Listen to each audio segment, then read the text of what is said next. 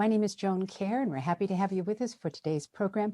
The topic tonight is teaching and learning post-COVID. The changes brought on by the coronavirus pandemic, as we all know, have impacted every person, every industry, every region, and every communal activity for nearly all of 2020. Even after the much-hoped-for vaccine is distributed, some believe that life and work patterns have been forever altered. What comes next in the field of global education is the subject of tonight's program. I'd like to introduce my first guests. Autumn Tallman is Associate Director of Study Abroad in International Programs here at the University of Iowa. She's also the Senior Associate Director for International Health, Safety, and Security. So thanks for being with us, Autumn. Thank you, Joan. Ana Rodriguez is an associate professor in the Department of Spanish and Portuguese, and she's also led study abroad programs for many years. Hi, Ana, nice to have you with us tonight. Hi, thank you. And it's a pleasure to introduce Julie Zerwick, the Dean of the College of Nursing here at the University of Iowa. Thank you, Julie, for taking the time to be with us. Thanks, Joan. In this opening segment, we wanted to talk a little bit about patterns in global education, what had existed before the pandemic hit, some of the innovative things that have happened since the onset of the pandemic, and what we might look forward to in the future. And I thought we would have Autumn kick us off. She certainly is the expert in this area. Autumn, can you tell us a little bit about the traditional approach to study abroad, kinds of opportunities have been most common in recent years? Sure. So in a typical year, the University of Iowa sends over 1,000 students abroad each year. 1,300 is a typical number in recent years. And the majority of those students are participating in formal study abroad programs. Those might be administered by a program provider. This would be a dedicated study abroad organization that we contract with, and we send students on the programs that they administer and staff abroad. That kind of program provider also helps support our custom faculty-led program opportunities, where we send a University of Iowa faculty member abroad with students to teach a course or several courses, and then a study abroad provider in country helps support the logistics and kind of extracurriculars and student support services that groups need. So I would say in a typical semester, we're sending primarily students on semester length provider programs and a handful of exchange programs with foreign universities. And then the bulk of our students are participating in programs that are faculty led, and those may happen in summer over the winterim session, or even during the spring semester over a break, or during an asynchronous learning period for some of the colleges. Yeah. Well, and of course, as we all know, there was a dramatic change in spring of this last year once we all became aware of what the pandemic was doing. You and your colleagues in study abroad had quite a massive task bringing students back from locations all over the world. Maybe you can tell us just a little bit about what that was like and what you needed to do in order to return the students safely to the U.S. Sure. So this past spring was a typical spring. We had little over 500 students lined up to study abroad in spring 2020. Because academic cycles abroad can really vary, in some parts of the world, for example, in Asia, the academic semester tends to start later than it does in Iowa. So early in the spring semester, when we started to see the pandemic evolving and spreading, first in Wuhan, then in other areas of China, and then beyond that, there wasn't a lot of direct input and impact initially. Most of our students who were headed to China or Asia weren't scheduled to depart until later. So with that small group of students, we were able to cancel programs, have them defer enrollment to the future, or make alternate plans if they wouldn't be able to travel later on.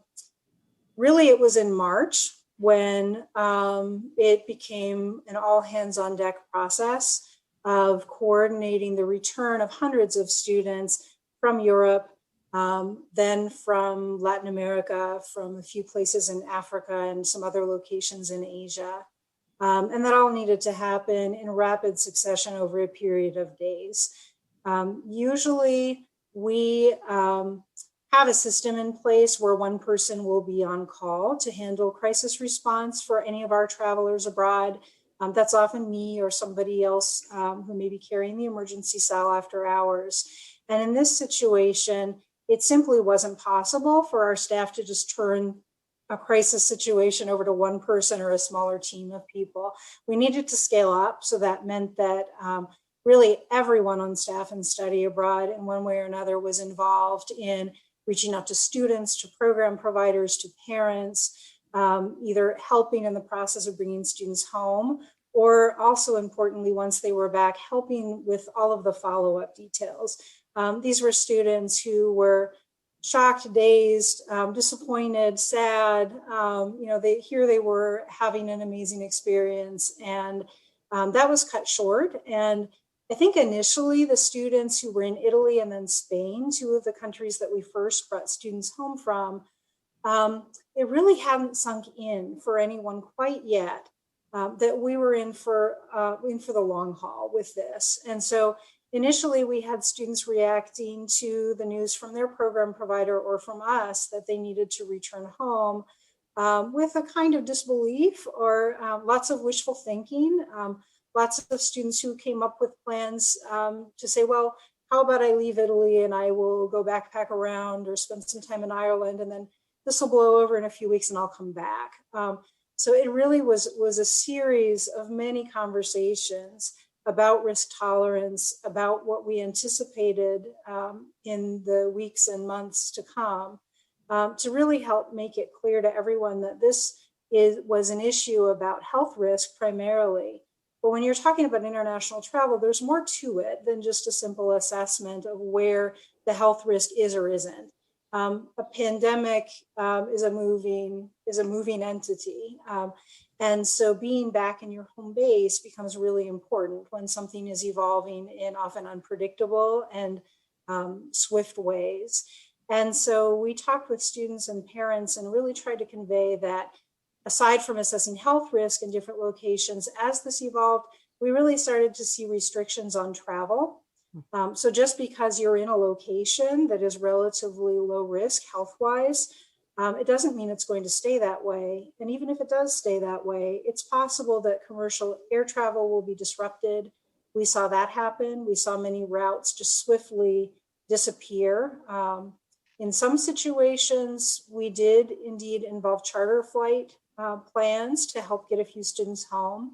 For example, in Ecuador, which was a place that really wasn't on the radar of many people tracking the evolving pandemic, very swiftly, Ecuador took action to shut down travel and to be as restrictive as possible in their response process. And so that did create a situation where we and other organizations, universities, companies with travelers there needed to come up with some alternate plans to help bring travelers home.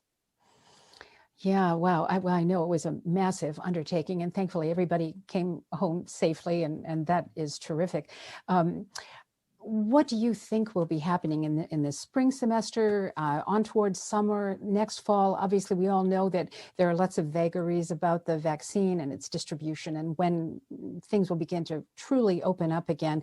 But as you're planning for the future and helping students guide their own ambitions, how do you determine whether something can be done in spring or late spring or summer or fall? How do you come to conclusions about what can happen? So we have a well-established policy about student travel for international programs. And so that has been our guide for years prior to the pandemic, and it continues to be our guide now. We look primarily at Department of State advisories, also CDC travelers health guidance. We look at the World Health Organization guidance. We consult with a private security partner and also with our international insurance provider for assistance in assessing health risks, travel risks, and just kind of capacity of hospitals and other things. Mm-hmm. Right now, based on all of those kind of standard risk assessment criteria that we look at, it's a no-go right now for student travel. At this stage, the Board of Regents has made a decision that across all of the Iowa Regents schools, there will not be student travel approved for this spring semester right now. Summer is to be determined. Here at the University of Iowa, we have a risk assessment process in place that allows us to consider any upcoming student travel 3 months in advance of a departure date. We've added kind of an extra time window and cushion to ensure that even if the Board of Regents may maintain a 30-day window as we progress through this and assess travel on that time frame, we want a little more time for students, because if it doesn't look promising for them to travel, they need plenty of time to be able to pivot, to go to a plan B that would involve enrolling in Iowa coursework instead, possibly deferring travel to a future session. So that's the plan we have in place. As long as the Board of Regents advises against student travel, our students won't travel. If and when we're asked to reinitiate those assessments, we'll continue to do that on a 3-month rolling basis. So right now for beyond spring, looking to summer, we're working primarily with faculty-led virtual programming for this coming summer. And we also have 4 virtual faculty-led courses lined up for this winterim, which will begin a little bit later this month, right at the end of December. We have close to 80 students enrolled in the winterim virtual course offerings. These include 2 courses that are being organized out of the Tipi College of Business. One partners with the Chimba program in Italy, which is a program also administered out of the Tipi College of Business. And they're also setting up consultancies for students to engage with partners in Oceania and Asia on a variety of projects. And then in addition to that, we have Ray Fagenbaum, who is working on an international medicine course. This is something that he's taught abroad in India and in the Dominican Republic in the past. And so we're working on a virtual version of that course, which will allow him and his students to connect with partners in hospitals and clinics abroad and learn about just their overall practices and the way that they approach health issues in that particular location. But also right now, this is an especially interesting time, I think, for our pre-health students to have that kind of engagement. And then finally, for this winterim, we'll have John DeGata running an international writing course that will connect students with writers worldwide.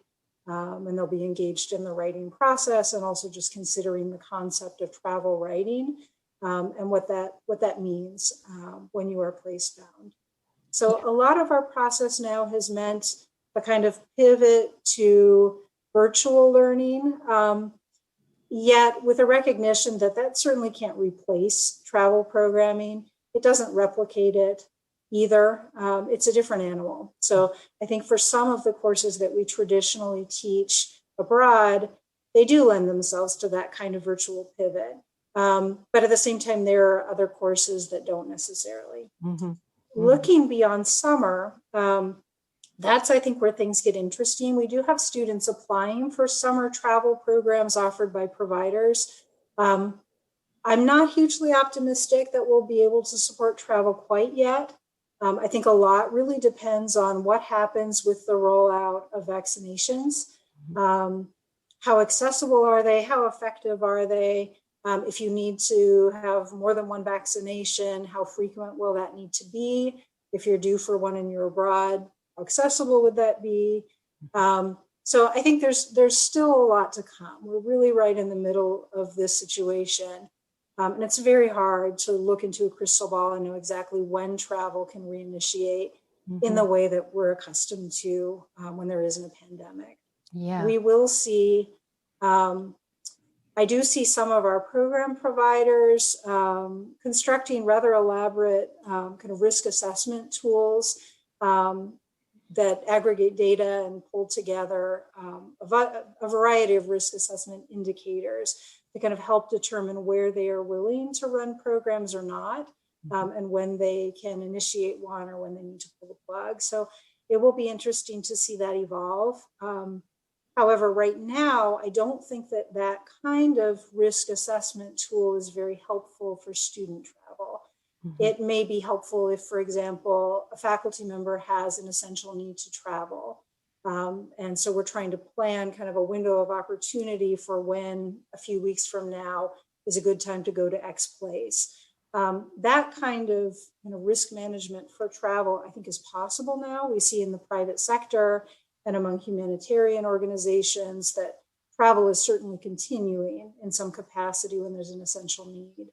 But for students, I think we still have a little ways to go still.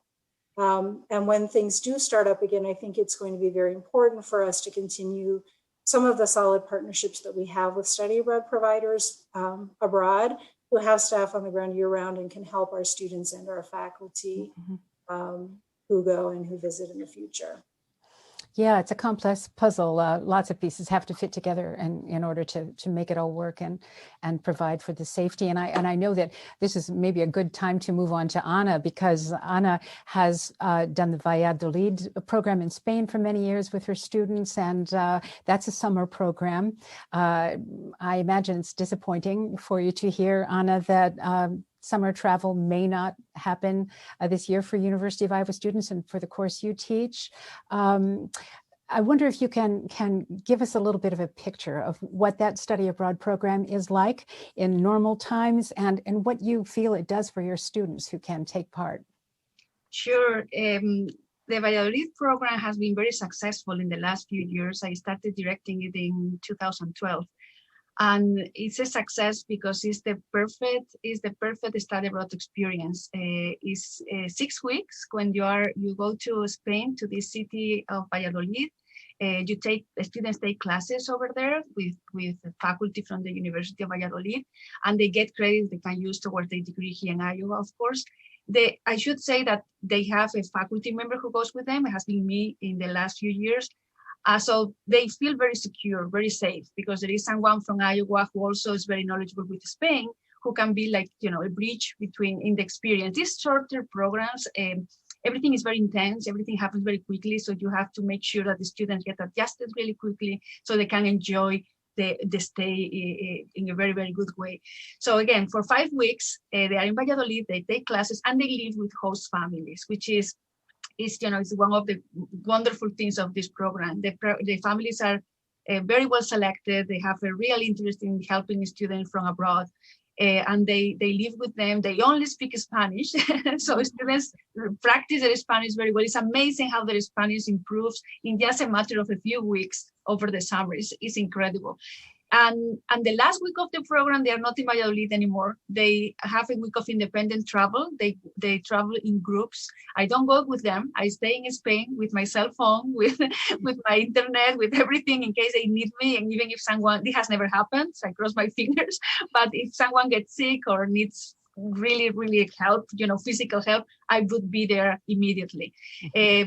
So that week is also a dream, because by the end of the program, students feel very confident about their Spanish skills, about their knowledge of Spanish culture. They have been living with the Spaniards for 5 weeks already in Valladolid. They have been taking classes, and the professors over there are wonderful. They prepare these classes specifically to make them learn a lot really quickly about the culture, about the literature, about how Spaniards are. So that week works wonderfully, and that's why the program is so successful. It has been very disappointing in March. We had a big group of students actually ready to go in May, and we had to cancel. And I think this summer is going to be the same thing. I always tell my students that if Valladolid doesn't work for them, at least they should go somewhere else. They should go abroad, to a Spanish-speaking country or another country. I don't care, because a study abroad is a wonderful opportunity to see the world, to experiment different styles of education, to understand the new culture, to improve your language skills, to explore different career opportunities. They make usually lifelong friends during the experience. I'm from Iowa, that are in the program with them, some in Spain, in my case, in this program. graduate school admissions love students who went abroad because they show a curiosity about the world and about learning that other students cannot demonstrate in such a practical and clear way.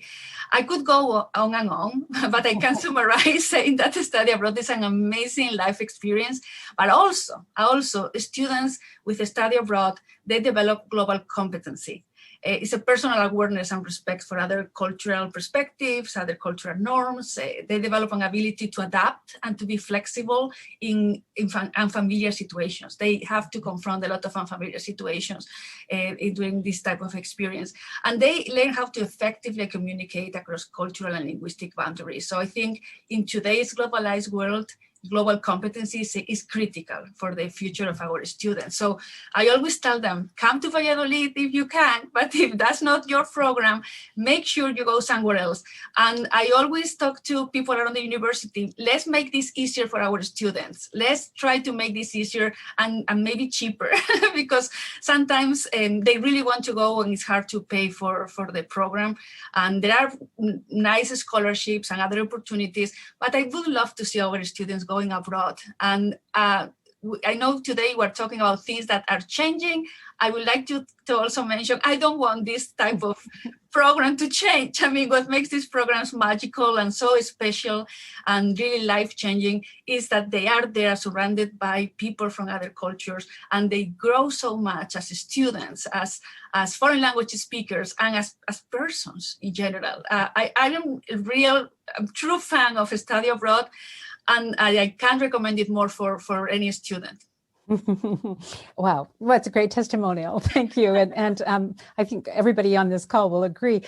Julie, it's a good time to bring you in, I think, because as the Dean of the College of Nursing, you have I think your students probably have a very kind of regimented progression throughout the healthcare learning that they're doing in the College of Nursing, and yet there are programs where students in your college can go abroad and can have that global experience in their education. Would you tell us a little bit about how the pandemic has changed your normal practices in the College of Nursing in terms of rotations and face-to-face experiences, and then also maybe talk a little bit about some of the global opportunities there are for students in the College of Nursing?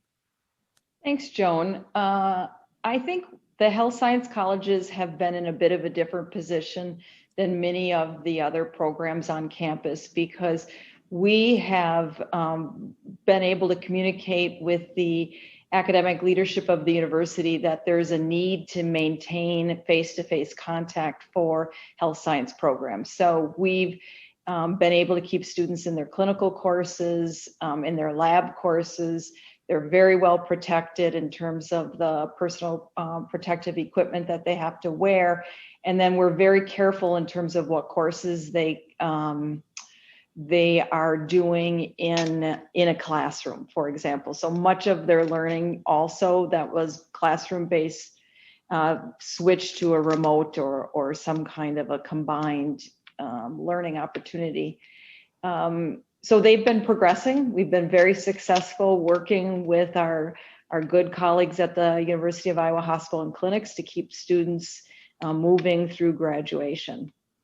I think the one place, though, that we have been impacted is those global opportunities. As you mentioned, in the health professions, it has not been believed that you could fit in a study abroad because they have such a load of required courses.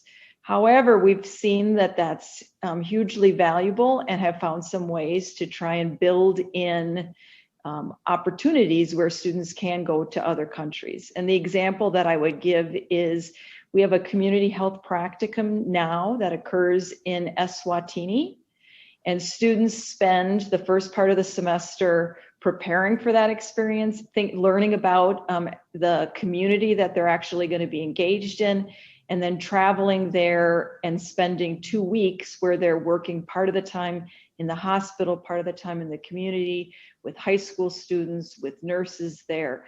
And that has been going on for quite a number of semesters now. And we've, again, as Anna mentioned, we've actually measured cultural competence between students who've used that opportunity versus our students who didn't have the same opportunity to go, and saw significant differences. So it really has a great impact. How the faculty have been able to pivot this semester is that there's a group of students who still have Eswatini as their community health practicum, but they're doing it at a distance. So they're doing some health assessments, they're creating a survey so that the next group of students, when they are able to travel, will have a survey ready to launch. Will have a communication approach to utilize. They will have a data analysis system in order to plug that data in. And they will obtain institutional review board approval for all of that. So that group has just been able to really advance the work for the group that will come, which is also going to have a tremendous impact. Yeah, and I can't imagine that there could be a more challenging and kind of thrilling time to be involved in learning about healthcare, not only in your own country, but, you know, in other places in the world that have very different healthcare systems or different, you know, societal structures. Very, very interesting time for your students, I'm sure, to have this kind of exposure. In terms of your research, your faculty and international collaborations they may be involved with, are your faculty members able to keep up some of those relationships during this strange time? You know, the ones that have really solid connections, where it's been groups that have worked together for years, maybe they're collaborating already on a project, maybe they're working on manuscripts together, they've continued that because they're using the same mode of communication that they've been already doing at a distance. It doesn't always occur face to face. And so the things that they had built prior that work equally as well at this point in time, they are continuing to a certain extent. Mm-hmm. Well, before we finish up here, is there anything any of you would like to say about your wishes for the post-COVID time? What do we want to go back to? Anna, I know what you want to go back to for sure. You know, travel, on-site, study abroad, cultural immersion experiences. But are there some things that we've all learned how to do during this period that will be really useful, perhaps in terms of bringing more students into a global experience? Through virtual excursions? Autumn, what would you have to say? So yeah, I would second what Anna said earlier. I would love the world to just go back to what we had before, and I want to make sure that we retain the quality and the integrity of the travel programming that we already have in place. I think that will be a joyous day when that is possible. I do think the world is changing, and international education, I think, will be significantly changed by this experience. And I imagine that there will be some innovation that arises during this time that will endure, even when we're able to send students abroad again. And hopefully that will enhance what we were doing before. I could see some degree of virtual programming continuing. And if it does that, it might be a kind of feeder, a kind of gateway opportunity for students. For example, now we sometimes see students gravitating towards faculty-led programs because there's that familiarity with an instructor that they already know. And so they can, for the first time, imagine themselves doing something abroad because it feels familiar, it feels protective. And I think for some students, being able to do a virtual internship or a virtual course is a way of kind of getting your feet wet and just kind of getting a sense, getting a taste for it. And that may embolden some students to then do more later on. I also think that there may be some innovations that happen. For example, I'm thinking of one provider program that works with some of our students, but they also work with high school age students. Several years ago, they started a virtual program that brings together high school students in the US and high school students in Yemen. Or other places of high conflict where it just wouldn't be possible to send our students there or to easily bring students from there to the US. And so I think as soon as we've kind of been forced into this new virtual world, I see faculty on our campus coming up with ideas that I don't think that would have happened if we hadn't really gone through this experience together. So I'm excited by the things that I see faculty developing for a virtual format. And I do think some of that innovation will carry over and enhance the travel courses later. That might mean supplemental feeder programs, things that can really only happen in a virtual format, or potentially travel courses that also have greater facility to shift to virtual if there's ever a reason for a student to return home early or for a program to need to be canceled early. So it's not just us who've gone through this virtual experience. Universities the world over suddenly have built this virtual course capacity that really didn't exist before. And I think that there will be new ways for us to engage and connect to enhance what we were already doing. Well, goodness, that time has flown by here. I think we've reached the end of our segment, but boy, I want to say thank you so much to Autumn Tolman, to Ana Rodriguez, and to Julie Zerwick. Thank you for sharing this conversation with us this evening. We appreciate it very much. And I hope that everybody will stay with us for just a couple seconds from now. We will go into the second segment of our program. This is World Canvas from International Programs, and we'll be back in just a minute.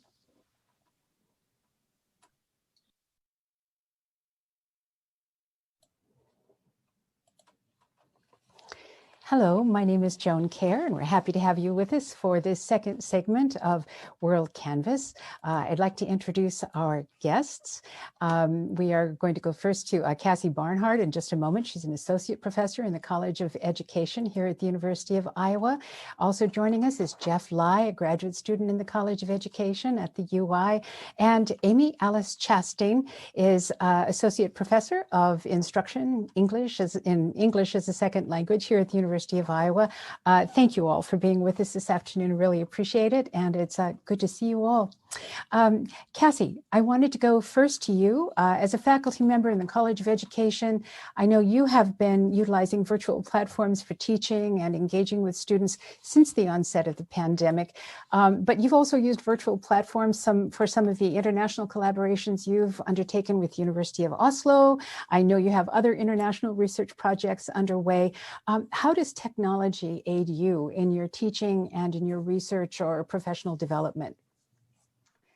Thanks, Joan. I'm so glad that I have the opportunity to talk about some of the work that we've been involved with. Specifically, a few years back, a colleague of mine in higher education student affairs, which is my field of study within education, approached me about sort of rethinking how we do mobility and how we do internationalization. Specifically, the priority was to think about internationalization from a sustainability perspective, not just from the climate aspects of sustainability, but also thinking about sustainability in the course of graduate education. Graduate education uniquely fosters professional networks, which should be sustainable and part of a scholar's entire career, to build out research collaborators, to engage in mutual science around collective problems, to bring different comparative views together to align. And so when he approached me, we thought, how can we turn the model of mobility around for graduate students specifically by using virtual technologies and creating virtual mobility, and to see if it's compatible with some of the learning outcomes associated with physical mobility, and to also bring international perspectives home through one's virtual technology. So what we ended up doing is our two programs have been driven by us as faculty, as opposed to a student picking a country and traveling and learning there. We as faculty are embedding and designing international learning experiences within our courses through assignments, through learning activities, through professional development and bringing in speakers. And there's also just a dose of physical mobility in the past. This year, not as much, but there are a few aspects of physical mobility. So that's sort of the foundation for which we had an opportunity when COVID arose. You usually don't hear those words together, opportunity and COVID, but we had been doing some of this work together for some time. And when we were faced with the requirement of being online, our students were already in these networks, connected to each other, and had the opportunity to sort of keep on expanding. In some ways they got a little more ambitious with who they approached us with in terms of who they wanted us to engage in global scholars. In some ways, people that wouldn't necessarily be willing to sit in a virtual meeting with you before are even more so now, given that's the only context that we have before us. So that's a little bit of an overview. Yeah. How would you say that technology has affected the sort of professional development side of things? Going to conferences and so on. That's important for networking and for sharing ideas with people who are in your field or maybe a little bit aside from your field. Or you discover some new interest you didn't know you had before. How has technology sort of helped bridge that gap? Yeah. So I think one clear example is creating access for students that wouldn't otherwise be able to afford to do so. The quality of the access isn't necessarily always where it needs to be. Sometimes it's sort of contained to just a session, so you're learning about information in your field on an important topic, but you might not be getting to interact with, the scholars and sort of the social context that is really important to cultivating research networks and collaborators too. So there's access in one way, but it's just on some dimensions. So that's one thing that's happened through conferences. I would also say that it's sort of pushed our research teams to be even more expansive. So we've seen some of the, even with the project I was talking about before, we've seen some of those folks decide to always participate in a research group, even though we're balancing 3 and 4 time zones. The technology gives us the capacity to do it. And now people are willing, if they can, have sort of the work from home freedom to, decide, well, I'm going to have my research meeting at 11 o'clock at night, even though it's 2 o'clock in the afternoon for the folks who are in Iowa City. So that's just a piece of it. Mm-hmm, mm-hmm. Well, before we move on, I wonder if you can also talk a little bit about the work you've been doing for some time, as I understand it, in Kosovo, regarding the educational system in Kosovo. Yeah, specifically, we've been doing a little bit less in the virtual context. The project more broadly is focused on university-based reform to try to bring infrastructure and capacity building to all of the public universities in Kosovo. There have been some important improvements around in the flagship university, but the universities that are scattered around the country are really more similar to our teaching colleges, our normal schools from the early 20th century in the United States, and they need to expand and provide additional academic opportunities that are compatible with the labor market in those regional areas. And so I've been doing some of that work with students and other collaborators to focus on using data to identify opportunities for growth and change and faculty development that is aligned with those things. Yeah. Wow, really interesting. Well, I want to bring in your graduate student in the College of Education, Jeff Bly. Hi, Jeff. So nice to have you with us. Yep. So I work with the CASI on some of the projects, and I know there's some kind of challenges we have during the pandemic. Do you want me to describe some of the challenges? Please, please. So yeah, so first is, of course, we have some lower academic productivity because we don't have the physical space like library or office we can use. And sometimes I know some students, they need to use some kind of labs, but in their home, they don't have these kind of facilities. And also there is some limited socialization or information circulation because, if we're in office setting, we will have some small talk after the meeting or after class between students, but we don't have that kind of privilege if we go online. Sure. And there's also a decreased sense of diversity because we don't see people of color on the campus. We only see people in our virtual classroom, which might not be as diverse as on-campus activities. And also I want to mention that some international students, they decide to go back to their home country during the pandemic. So there is time zone difference. And also there is another level of challenge for students with disabilities. Oh, yeah. Yeah.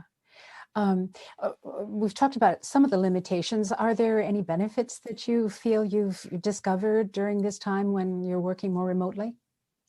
Yeah, I do. I think some of our program specifically try to improve the situation. Like we have a virtual coffee shop for studying together, so it improves our academic productivity. And also, beside our program, the campus also have a lot of like activities, like the event planning for International Education Week. We have that, and we also have some kind of like student organization where we have regular meetings, so that increase our sense of diversity and social relations.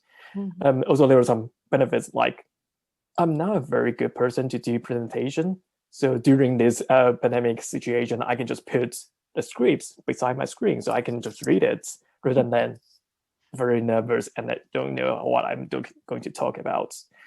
Also, there is some kind of like, because well, we already have this kind of sense that we're going to do international collaboration.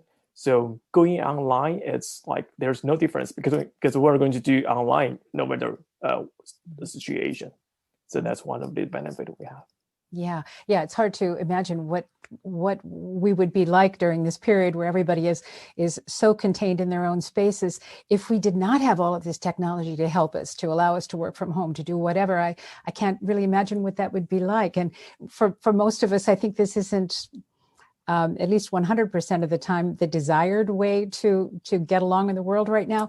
But my gosh, it's certainly better than not being able to be in touch with anybody at all. And so you are toward the end of your study, Jeff? Are you sort of at the end, or are you kind of in the middle of your study path? I'm kind of like in the middle of the my track because I'm just a second year student. And I also feel like if I'm a first year student here, I might have a like higher kind of like challenges because I don't know what to do. Yeah. And what is your own personal goal for, or do you want to be a faculty member at a university at some point? Are you interested in doing, do you want to be a teacher, or what are you headed toward? Well, I discussed this question with Cassie like a lot of times, and there's a lot of like possibility I can do, but for me personally, I'm kind of like a scholar activists. So I want to combine my research with what's going on with the society and try to improve it, which in the pandemic situation is very hard because, there's a protest outside, but because of the pandemic, we're not allowed to go outside to go protest. But there's alternative ways we can do that. For example, we can sign petitions. We can deliver our information about it to our friends and explain the situation to our friends too. Also, we can kind of like put the focus of our research on the neoliberalism, racism, and any kind of like those inequity. So that helps too. Yeah, gosh, well, I thank you for telling us a little bit about what you're all about. And I want to bring in our third guest for this segment, Amy Alice Chastain. Thank you so much for being with us.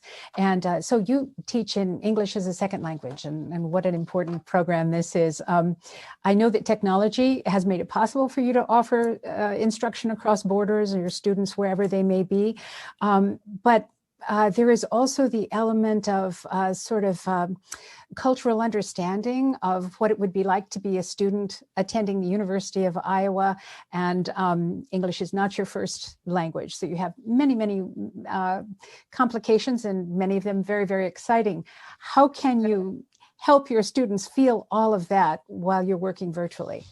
It's a great question, Joan, and it's definitely something that we as a program, as a department, across all the populations that we touch have been working really hard to do. And of course, I could hear a lot of similar challenges echoed by Cassie and Jeff. First, kind of in the inverse, but then also directly addressing what Jeff is talking about first year students, whether they're undergrads, whether they're grad students. or even students who are pursuing intensive English training. And so our department touches all of those populations.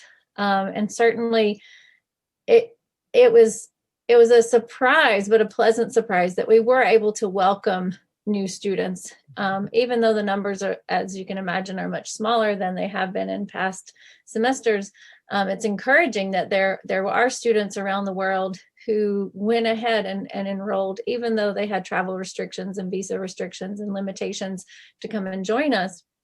But of course, you can imagine the challenges, both linguistically and culturally, as you mentioned, of meeting those needs for the students who have not yet come, because as mentioned and echoed in the first segment and this one, so much of international studies and study abroad is for that in-person cultural experience, and being immersed in those kinds of things. And so I think that we're fortunate that we're able to welcome those students because we have these remote opportunities through Zoom classes and these things.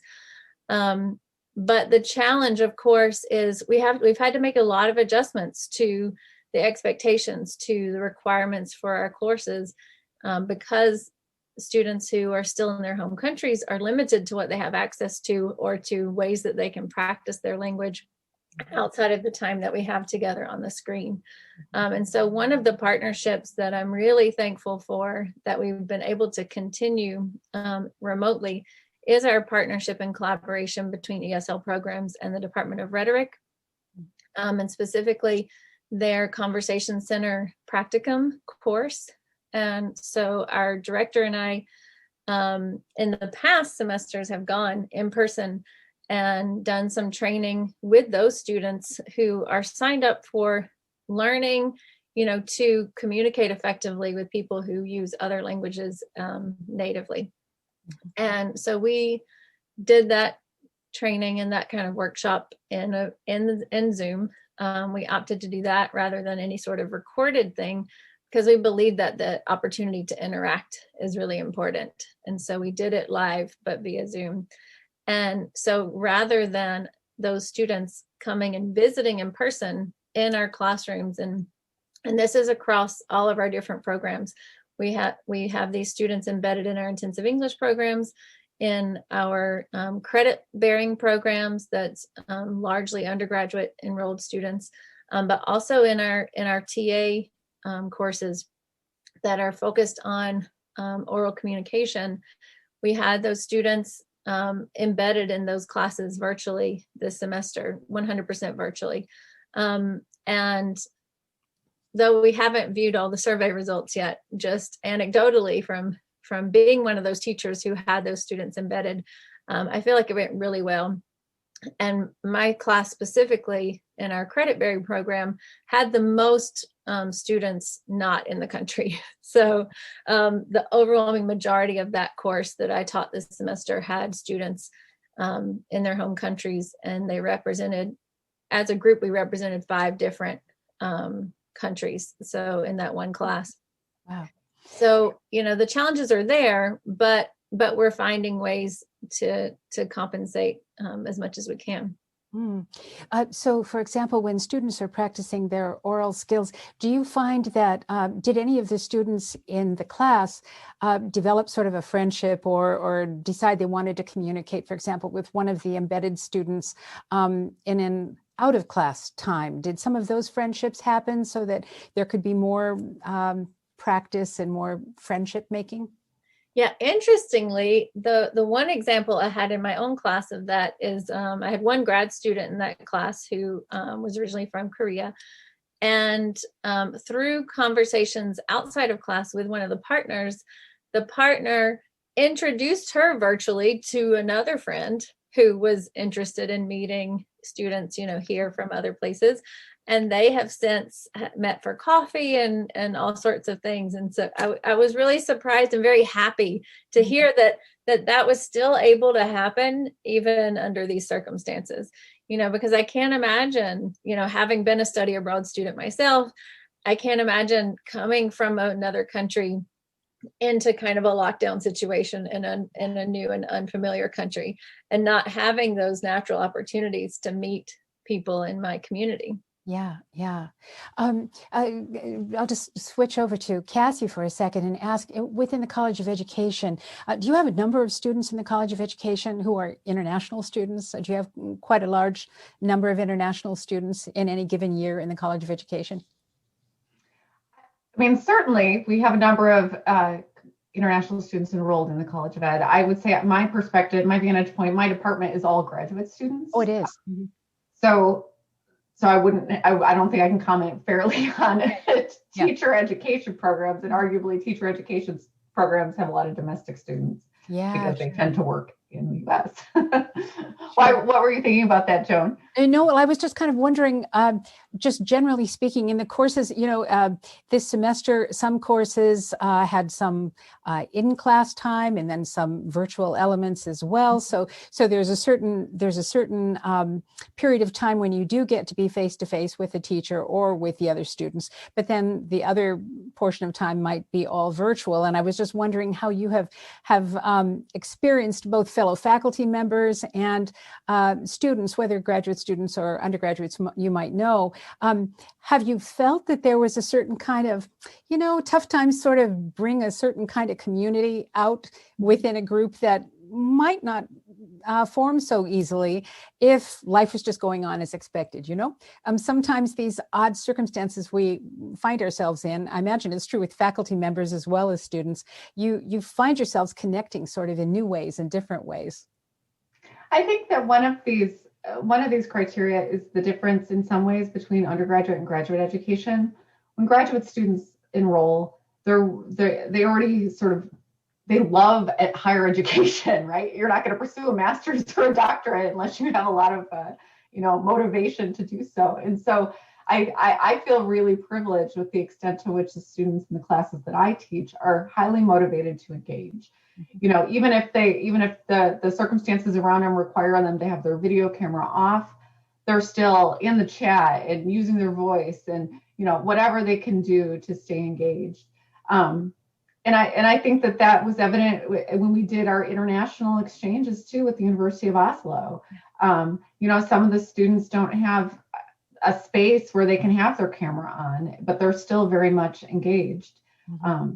And to your point about the relative share of international students, the interesting thing about our partnership is that our curriculum and our program is designed with the anticipation students will be typically employed domestically. So we have a lot of domestic students and a handful of international students, whereas the Norwegian program is almost all international and maybe one domestic Norwegian per program class. And so when we bring ourselves together, we really are able to bring a huge share of the globe in terms of understanding the comparative contexts.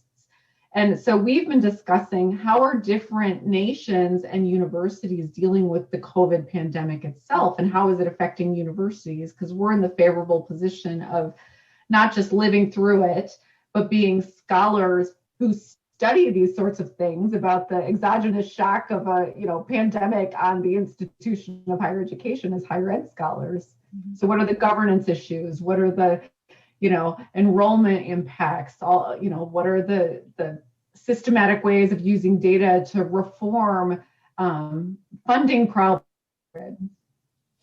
Yeah, it is interesting to be right in the middle of something. And Jeff, certainly, as you go forward in your career too, here you will have had this sort of interesting incubation period for the ideas you have and for the things you might like to investigate in terms of educational policy and so on. And I mean, you're right in the middle of a very creative time, I suppose, for someone studying as you are. Yeah, this is a very kind of like tough but situation. So I mean, we just need to find a way to adapt to it and hope that we can get a better situation next year. Mm-hmm. Yeah. Amy, let me come back to you as we close up this segment. For the students who are studying English as a second language, how long is, say, a student is an incoming freshman? I'm sure there's a range of time a student might be taking ESL courses. It's not the same, I suppose, for all students, but is that usually one semester, or could be a couple of semesters that a student would take ESL courses? Exactly. So we have a unique program in that we assess all incoming international students for their language abilities, and to find out what it is that they need support for to be successful in their courses. And so if someone is only, say, has some weakness in writing, then they're only taking writing with us. And so it really depends on the student and the strength of their language coming in. The maximum that an undergraduate coming in would take would be 5 courses, and that would be all the skills. So they would take that over 2 semesters. But, you know, when they have less to take, you know, maybe they have 1 or 2, typically they'll take 1 the first semester, maybe 1 the second semester. So they do have, you know, the flexibility to go ahead and start their major courses as well. Yeah. And have you felt that there's, we of course heard what you said earlier about how really wonderful it was that students, a number of students decided to come and start this year, even under the circumstances we're in. Have you found that excitement sort of waned once they got you know, into the thick of it, or you know, did they begin to acclimate? Is it your impression that they really did find their way as you would have expected and hoped? Yeah, overall, I've been really impressed. And you know, the first semester for new students in higher education is difficult, no matter what, under any circumstances, right? It's a huge adjustment period. I think the main frustration for students who have not been able to join us, but have started nonetheless, is kind of trying to balance, because usually, you know, when you go off to college, you have that physical move, you have the change in all of your environment and surroundings that accompany that change. So for many of our students, the challenge of maintaining kind of their role and status in their family home and the responsibilities that entails and those kinds of things are the biggest challenge and kind of obstacle to being successful in their classes now. You know, and to another degree, in some cases, the time difference. Certainly when our time changed and other people's didn't, their classes all got later and like pushed past midnight, for example. Or, you know, next week when we have final exams scheduled all during the day, now, you know, some of my students who've been having class in the evening are going to have a 4:30 a.m. final, and, you know, and that's difficult. You know, but I think they're all really anxious to come and be in person. But I give them so much credit because especially the language classes for a lot of these students are their only synchronous contact with the university. And I think we do also play a really important role in that respect, you know, that they have someone who they're meeting with in person, you know, kind of face to face, though virtually. They have that point of contact. They have someone they feel like they can talk to and talk things through with. So that's another important role that we play. Yeah. Terrific. Wow. Well, I want to say thank you all for joining us. I'm afraid we've come to the end of this segment as well. So Cassie Barnhart, thank you. And Jeff Lai, thank you. And Amy Alice Chastain, really a pleasure to talk to all of you. I appreciate it. And we hope that, and we hope that everyone listening can stay with us. We have one more segment. We're going to be hearing some personal stories about education in a time of virtual learning. So we'll be back in just a moment. And thank you again.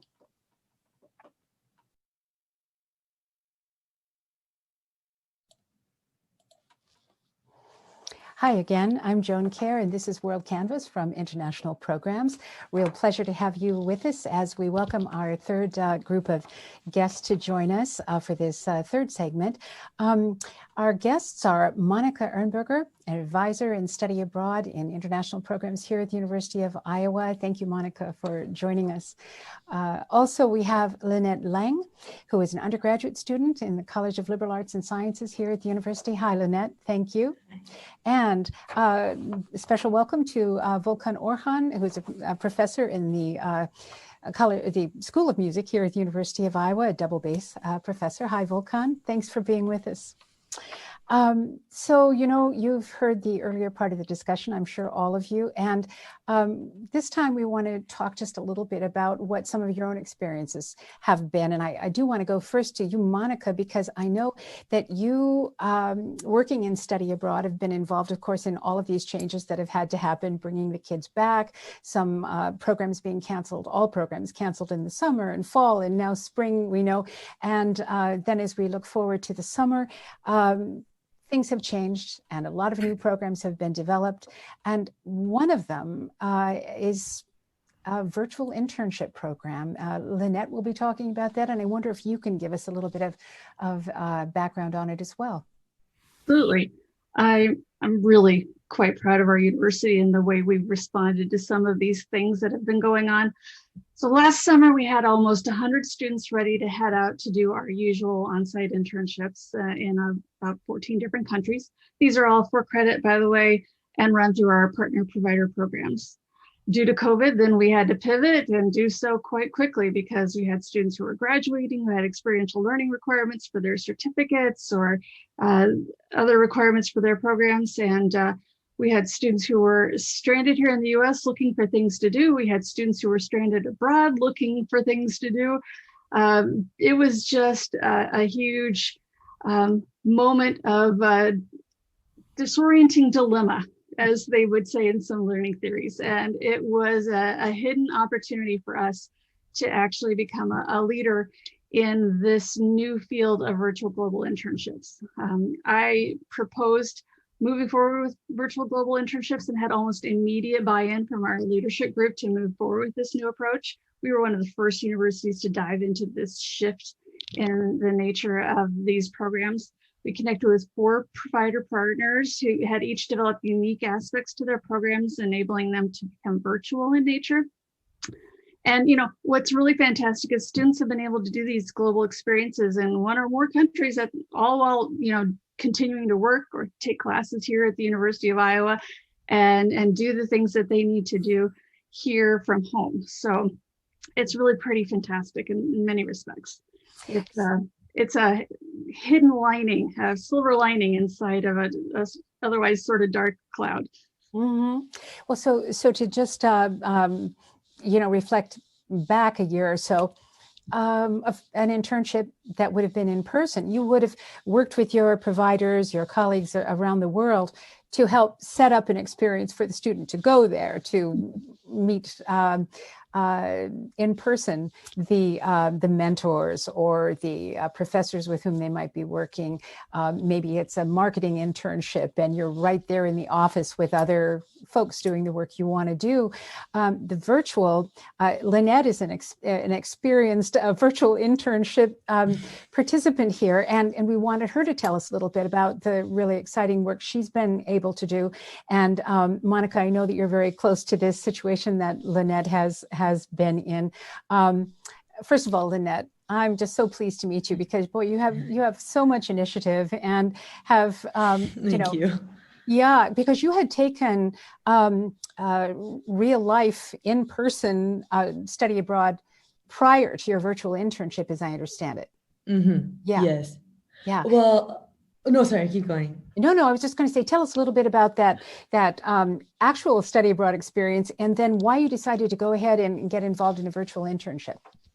Oh, yes. Okay. So my spring semester, I was fortunate enough to study abroad in Madrid, Spain, as I'm a Spanish major. So I wanted to really get experiential learning, that in person, and just learning the Spanish language and gaining that fluency that only comes really when you're in like a total Spanish speaking environment. And, because of the pandemic, I was sent home early. And originally I had plans to study abroad in the spring and the summer. So I would study in Madrid and then Valladolid, a smaller town in Spain, just outside of Madrid, actually. But because of the pandemic, I was sent home, and I was very, very sad, very disappointed that all these plans I had for this year were canceled. And I was also fortunate enough to receive the Gilman Scholarship for my for my summer semester. And they were really gracious, and they told me that, I wouldn't just lose this scholarship. I could use it for a future study abroad plan. But unfortunately, I'm also a pre-med student, so I have a lot of things gearing up in my junior year, in my third year. And so I was thinking to myself, okay, well, even if the pandemic ended next year, I would not be able to study abroad again. I would not have the time. And I was discouraged, but then I reached out to my study abroad advisor, who referred me to Monica, who then told me about an internship. And I never thought about an internship as a pre-health student, because I always thought it's just what business students do, and not something that's something for me. But looking into it and seeing how there were internships that were focused on exactly what I'm very passionate about. So health and wellness, and specifically palliative care with my internship, I was amazed. And so I was actually quite fortunate with the virtual internship, because I could still use my scholarship and participate in an internship in an online format that I would not be able to in person if we were without the pandemic or anything like that. Mm-hmm. So you're working with a doctor in Italy, or have been working with a doctor in Italy. And so how does it work? You meet once a week, or? Yeah. We meet sporadically, I would say. We meet bi-weekly, sometimes weekly, and he emails me a lot because of the time difference. So it's hard to set up a time, but we try to make it work every other week or so. But we communicate a lot over email, and it has been so just. I can't even describe the experience. I'm so speechless when it comes to it. It's just been so eye-opening. And I was amazed too, with the virtual format. I was thinking, this will be interesting, but will I really get that much out of it? Because, it's just all online, it's not in person. But I have to say, it has definitely changed me in many ways, in that just learning how to communicate online. And I think even without the pandemic, this world is becoming more and more advanced in technology. So learning how to communicate through documents, or just getting in different ways that wouldn't be that need to be instead of being in person, sorry. And just like that. So I think it's been so cool to learn how to communicate and how to adapt, really, because with this online format. Yeah. Monica, back to you. There are things, I take it, that students can learn through virtual internships that would be learned differently if you were on site. I think this is kind of what Lynette was just getting to here. And in one of your interviews, Lynette, that I had a chance to read earlier, you said that you felt that it really was very helpful to you in the sense that you had to set your own schedule. You had to be your own boss to make sure that you were setting aside time to work. You didn't have an office to go to, which sort of made you accountable in one sort of way, but you had to kind of, wrap your own arms around that. And that alone is a really good learning experience.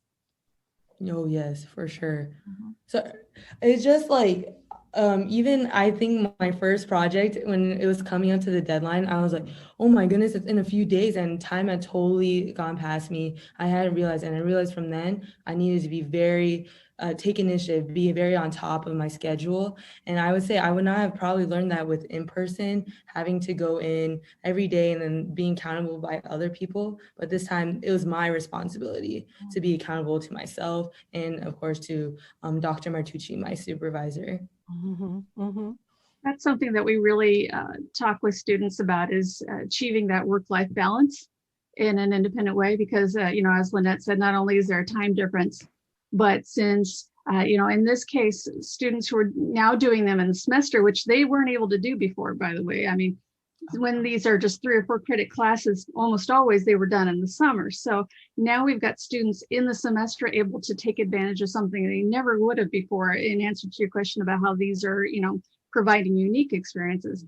But to take a full course load and then do this, you really have to have that self-discipline of not letting yourself get overloaded and being able to piece out the things that you have to do so that you do have a steady stream of work, that you're not just engulfed in then not doing anything the next week. So, as we all know, the workplace has changed forever. I mean, remote work skills are one of the hottest things that employers are going to be looking for when it comes to the virtual career fairs that these graduating students are going to be going to. And so folks like Lynette, who are, looking at grad school or med school or looking at a company or organization, they're really going to have something that a lot of other people aren't going to have. And that's really what I want. Is I want these students to be employable, to be able to achieve their career goals and aspirations, and to have that transformative global experience, even if they can't get on a plane and go do it. Mm-hmm. And, in some cases, students are actually able to have a multinational experience, which absolutely couldn't have happened before. We had a student last summer who worked with an NGO in Amsterdam in the Netherlands, and then got placed in Laos at a magazine for trans citizens there. And so was able to actually work in Europe and Asia, all while being here in North America. So, how cool is that? That is just not something that a lot of people are going to be able to say they were able to do. And just hats off to this student, because, internships aren't, as you said, for business necessarily only anymore. Students are doing research. They're getting experience in career fields like, as Lynette said, public health and social services, law, music. They're also exploring critical world issues with some of the top experts in their fields. Mm-hmm. So, these are really innovative, really unusual experiences and ways for students to stand out when they're getting ready for that next stage post-Iowa. Yeah. And Monica, I would just like to know, you said you got buy-in really immediately from leadership in international programs, because this was something that we really could grab onto and really help our students do something during this odd pandemic time. Why did you think this was such an important thing to open up to students? For me, that transformative dilemma, I had actually been at a conference and saw tables set up for virtual experiences, and I thought, why would anybody want to do that? And when this whole thing came up, it really was a moment of self-reflection for me, and a chance to think, how are we going to be able to serve our students' needs? And is this something that could potentially fill a need that hasn't been filled? So, we've got all of these students who maybe could not have taken advantage of one of these experiences before, working adults, students, DACA students with immigration complications, students whose families need them to be home over the summer to earn money for the family or to take care of younger siblings, working adults, students with children. I mean, it just goes on and on. All of these students who maybe could not have just taken a summer off to go do an internship. Yeah. And so there are all these students, and, financially alone, so many families have been impacted by COVID in a negative way financially. And maybe, their families are being more conservative when it comes to discretionary funds. And so when you look at a $2,000 virtual internship as opposed to a $6,000 in-person internship with no plane tickets, no visa costs, it's really a win-win financially for some of these students who, we just really want to make sure that we have those global experiences no matter what their situation. Sure. So I'm assuming that your goal would be to have some version of this available, even once people can get out and travel again, that this would be something worthwhile in terms of what we offer to our students. Yep. No, I've spoken at a conference about this. I have consulted with several of our provider organizations and other universities about the importance of keeping these on long-term, because to me, it's not an either or. We're going to be looking at more and more hybrid experiences as we go forward.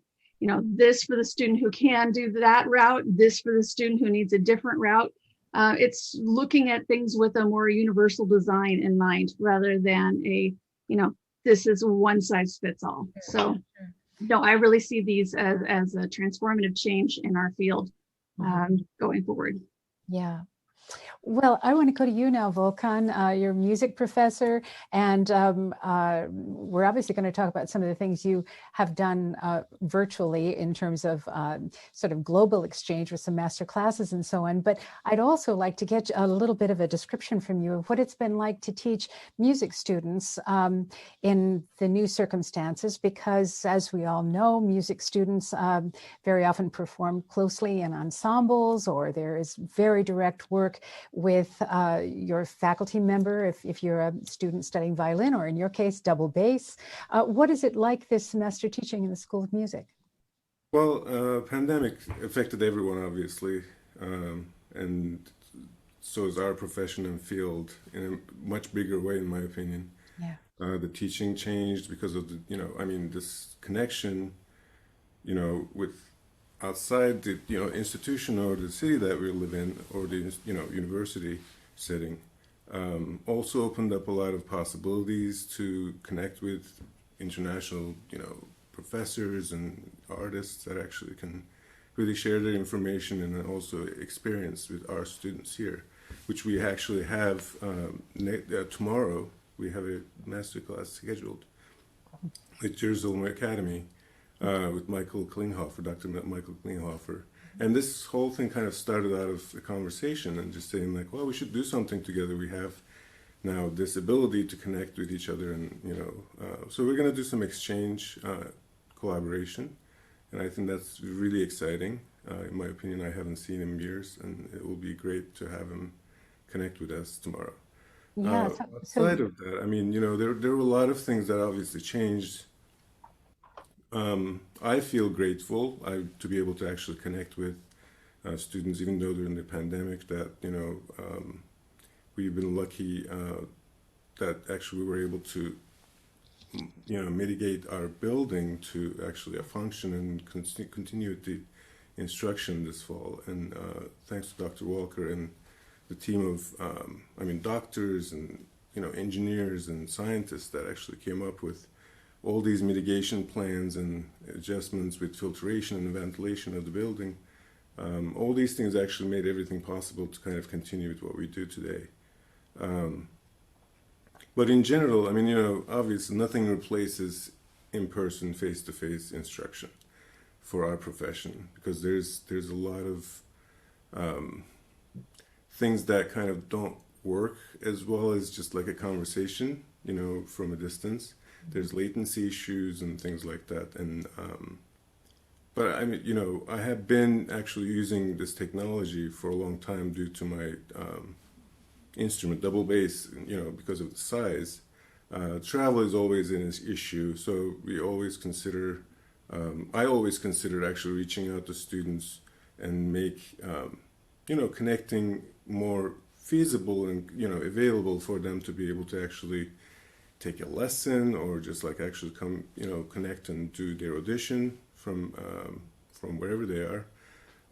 So before even pandemic, I actually was in connection with the engineers in Zoom and talking about like how can they make this adjustment, because there's a big problem in terms of like when you're teaching one-on-one, even though you have great connection on one end, you have to have that stability to be able to actually run everything smoothly. So everyone actually, came up with their own way, and the hardest part probably, I feel for my colleagues who teach voice or all other aerosol instrument lessons and things like that. Obviously they can't be in the same place for a long time. Mm-hmm. But I had the ability to be able to actually teach in one place, but at the same time, some students preferred being on Zoom and whatnot. So what I came up with was basically I would ask them to record their, whatever the piece that they've been working on, prepare and record day before or a couple days before for me to review. And then when we get together during their lesson time, then we could actually talk about what are the things that we should be working on. Oh. So that has been kind of working for me, honestly, but that's what we're going to do tomorrow as well. So I don't know what kind of connection speed we're going to have with Jerusalem Academy tomorrow. So we prepared videos and sent it to him, and then he's going to connect with us and do one-on-one interaction and the teaching from that. So yeah. No, that sounds great. And with the students at the Jerusalem Academy, are your master classes only for the students who play double bass, or is this something that goes to a wider group of students? We have not actually figured out that part. I mean, Michael is going to be connecting tomorrow here to teach my students. And then I think in January that he was planning on doing some kind of a setting for me to connect with them. But he wasn't sure what setting that was going to happen in terms of either whole school of music or, their bass studio or whatnot. We have not gotten that far. Yeah. Well, it's so sad to know that, with no live events available really anywhere, certainly not in the United States, and then orchestral performances and other kinds of live events in other parts of the world too. It's all so limited, if not entirely shut down right now. Must be very, very trying for you and for your friends in music who really want to be out there playing and performing. And I know people have been creative with, coming up with their own Sunday afternoon concerts or whatever, but have you talked to friends who are really feeling, of course, you have a faculty position, and so your entire income isn't dependent upon a live performance somewhere, but for those folks for whom it is, oh my gosh, I mean, this is a disastrous time. Yeah, I have friends all over, the country and the, world really, and they're all affected by this, obviously, because it's just, the nature of what it is. It's like people are, who are working in metropolitan cities won't have the ability to do that anymore because, I mean, obviously, institutions or the companies that actually run these Broadway shows to symphony concerts and things like that, they're all being canceled, not by on purpose. Obviously, they want to run and function, but obviously they have limited, resources and ability to do so. Yeah. So I really feel for all my colleagues out there, and I just don't know how else to really reach out and Yeah. help the situation. Really, it is Yeah. really always in my mind, though. Yeah, no, I can imagine. Monica, have there been any students who are music students who have looked for the virtual internships that are available? Up to this point, we haven't. However, we have had music students in the past. Mhm. I had a music student who was actually connected with the Vienna Opera House. This was a vocal performance student. And so I see no reason why those couldn't continue forward as well in a very similar fashion to what the professor was discussing. Obviously, you're going to have to deal with the time differences, but swapping videos of performance pieces, filming rehearsals, things like that. I just see a wealth of opportunities out there to kind of shift that direction. Volkan, is there anything that you would say is one of those sort of silver lining things that has happened during this, from your position as a music professor? Is there anything that you would say has sort of opened up a new way of thinking about collaborations or thinking about performance, something that you maybe hadn't expected? Well, I mean, as I was just saying, I think having to connect with colleagues, around the world or just in the country, it's huge in that way in terms of like, avoiding all those expenses in terms of travel and all of that is definitely a plus. And there are pluses and minuses as anything else goes. But I mean, that is probably the biggest thing that just really I have seen that improved in terms of collaboration and connecting with people outside. Other than that, I mean, I think it's just, we know pandemic as it is. I mean, it's affecting everyone. It's not just one field, really. We just need to, again, like, I don't think anyone has asked for this. We just need to kind of write it out and, make the best we can and move forward. And when the time comes, I think just celebrate, enjoy in concerts and whatnot. And I have had thoughts about, maybe playing online, doing some things, just online directly to audiences through internet and whatnot. I honestly haven't had a chance to really explore that.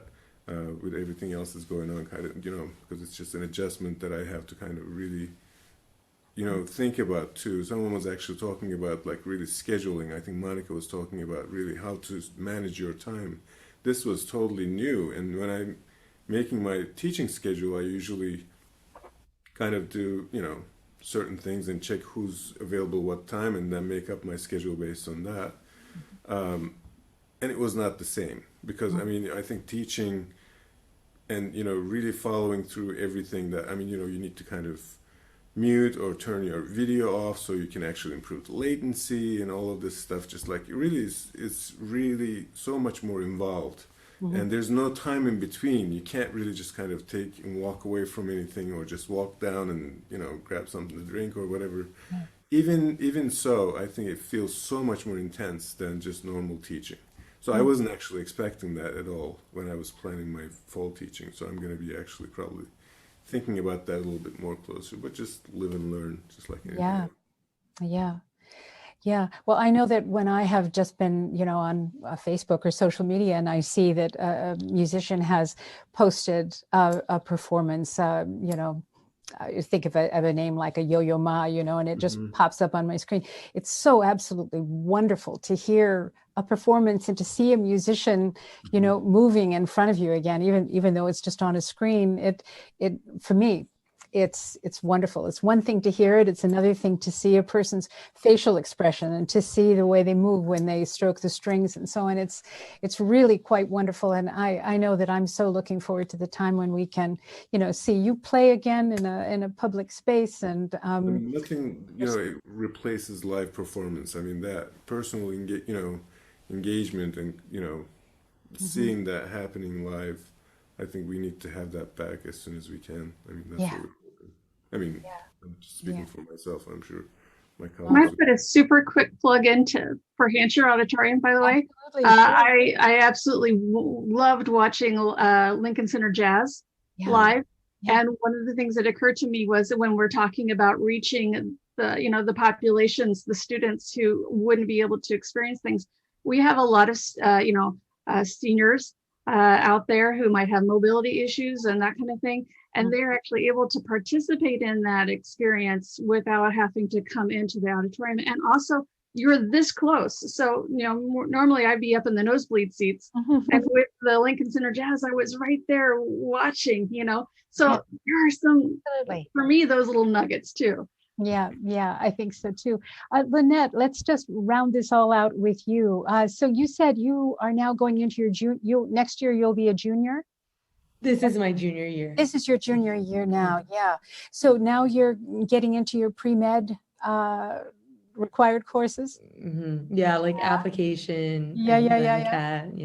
Oh yeah, gosh. And that's going well, I hope. And yes, it is. I'm really sad this internship is like almost over actually, because now I have to focus on studying for the MCAT, but I think it's really fired me up for my application and like personal statement really has set my sights to the global perspective. And so that's what I really appreciate from this internship.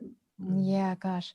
Wow. I can't thank you all enough for being with us. This is just such an interesting conversation. And I think, I hope that we're past the middle of this pandemic period and can start to look forward to a time when maybe things will return to a little bit more normal circumstances. But really grateful that you could all be with us this afternoon. And so I want to say thank you to Volkan Orhan, to Monica Ernberger, and to Lynette Lang, and of course to all of our earlier guests as well.